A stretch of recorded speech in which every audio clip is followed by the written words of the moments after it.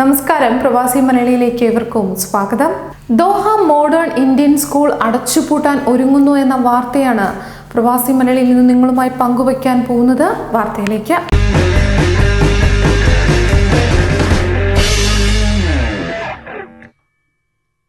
രണ്ടായിരത്തോളം വിദ്യാർത്ഥികൾ ആശങ്കയിലാണ്. ദോഹ മോഡേൺ ഇന്ത്യൻ സ്കൂൾ അടച്ചുപൂട്ടാൻ ഒരുങ്ങുന്നു. സ്കൂൾ അധികൃതർ തന്നെയാണ് രക്ഷകർത്താക്കളോട് ഇക്കാര്യം അറിയിച്ചു രംഗത്തെത്തിയത്. 2000-ഓളം വിദ്യാർത്ഥികൾ പഠിക്കുന്ന സ്കൂള് പ്രവർത്തനം നിർത്താൻ പോകുന്ന വിവരം രക്ഷിതാക്കളെ അക്ഷരാർത്ഥത്തിൽ ഞെട്ടിച്ചിരിക്കുകയാണ്.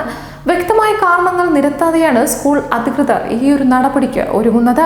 ഒഴിവാക്കാനാകാത്ത കാരണങ്ങളാൽ സ്കൂളിന്റെ പ്രവർത്തനം നിർത്തുന്നുവെന്നും കുട്ടികളെ മറ്റു സ്കൂളുകളിൽ ചേർക്കണമെന്നുമാണ് അധികൃതർ രക്ഷകർത്താക്കൾക്ക് അയച്ച സന്ദേശത്തിൽ പരാമർശിക്കുന്നത്.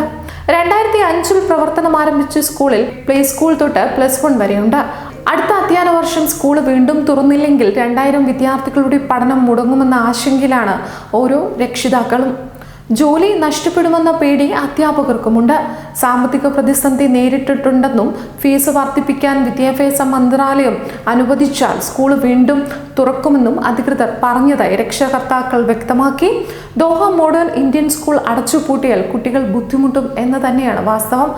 മറ്റൊന്നും കൊണ്ടല്ല, കാരണം ഇത്രയും നാൾ പഠിച്ച അവരുടെ സ്കൂളിൽ നിന്നും വേറൊരു സ്കൂളിലേക്ക് ചേക്കേറുമ്പോൾ തുടക്കത്തിൽ ഒരുപാട് കാര്യങ്ങളാൽ അവർ ബുദ്ധിമുട്ടും. അത് തീർച്ചയാണ്. എന്തായാലും സ്കൂൾ അധികൃതരുടെ ഭാഗത്തു നിന്നും ഇത്തരം നടപടികൾ ഉണ്ടാവാതിരിക്കട്ടെ. ഓരോ സ്കൂളുകളിലും ഓരോ കുഞ്ഞുങ്ങൾ പോകുന്നത് 1000 സ്വപ്നങ്ങളുമായാണ്. ആ സ്വപ്നങ്ങളൊക്കെയും തല്ലി തകർത്തുകൊണ്ട് പെട്ടെന്നൊരു സ്കൂൾ അടച്ചുപൂട്ടാൻ പോകുന്നു എന്ന് പറയുമ്പോൾ ഒരു സ്കൂളിനെ ഡിപ്പെൻഡ് ചെയ്തുകൊണ്ട് ഒത്തിരി പേരാണുള്ളത്. വിദ്യാർത്ഥികൾ മാത്രമല്ല, ഈ പറഞ്ഞതുപോലെ അധ്യാപകരും മറ്റു ജീവനക്കാരുമുണ്ട്. അതൊരു പക്ഷേ സ്കൂളിലെ ഡ്രൈവേഴ്സ് ആകാം, അല്ലെങ്കിൽ സ്കൂളിലെ കുട്ടികളെ പരിപാലിക്കുന്നവരാകാം, ഓഫീസ് സ്റ്റാഫുകളാവാം. അങ്ങനെ ഒരുപാട് പേരുണ്ട് സ്കൂളിലെ ജീവനക്കാരായി. അത്തരത്തിലുള്ള ജീവനക്കാരുടെ നാളത്തെ അവസ്ഥ എന്താകും? ഇവരോടൊക്കെ തന്നെയും ഉത്തരം പറയേണ്ട ചുമതല സ്കൂൾ അധികൃതർക്കുണ്ട്.